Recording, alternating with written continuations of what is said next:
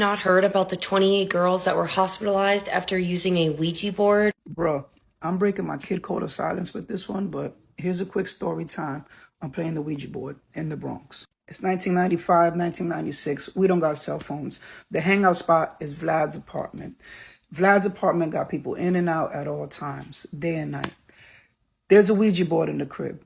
I decide to play with it. A lot of us are playing with it. This is going on day after day after day. So we're talking to all these different spirits. There's one spirit named Frank. He identifies himself and he tells us his story about how he got moped out in the Bronx and he was from 146th Street.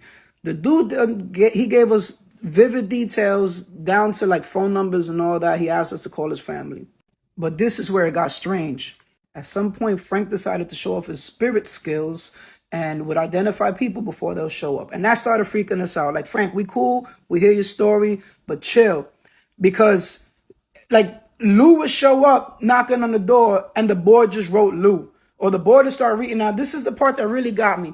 There's a dude amongst us. His name was Trauma. His real name was Marlon, but none of us knew that because in the hood, you don't know nobody's name unless you get locked up with them, stop and frisk with them, or you went to school with them. But because that was Vlad's man from another block, we ain't know his real government. So now the board is writing Marlon and Traum shows up. We like, haha, Frank, you're not as good as we thought you was. No, we look at Vlad's face. Vlad's looking back at us with a certain face on us, and I'm already getting scared. He's like, yo, Marlon is Trom's name. Marlon don't know what's going on. He's just walking into this, and the only people holding the board are people who don't know Trom's real name is Mal. At this point, things are happening to people on the block. It's a lot drama and real bad things happening, newspaper-worthy stuff happening amongst like our friends. So we decided to give up this Ouija board. We're like, you know what? This is a little too deep for us. Fast forward a month later, this is where things got really strange for me.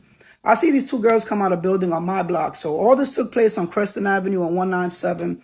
And I lived on Kingsbridge and Morris. So I'm on my way to Morris after a day of being on Creston.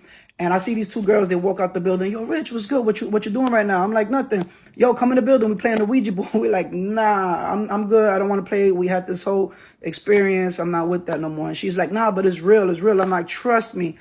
I know it's real. She's like, anyway, so whatever they was going to do, for some reason, I decided, let me ask, what's the spirit's name that they talking to? And so I'm like, yo, legit, what's the name of the spirit you're talking to? Whatever way I asked her, whatever. You know what the spirit's name was? Take a wild guess.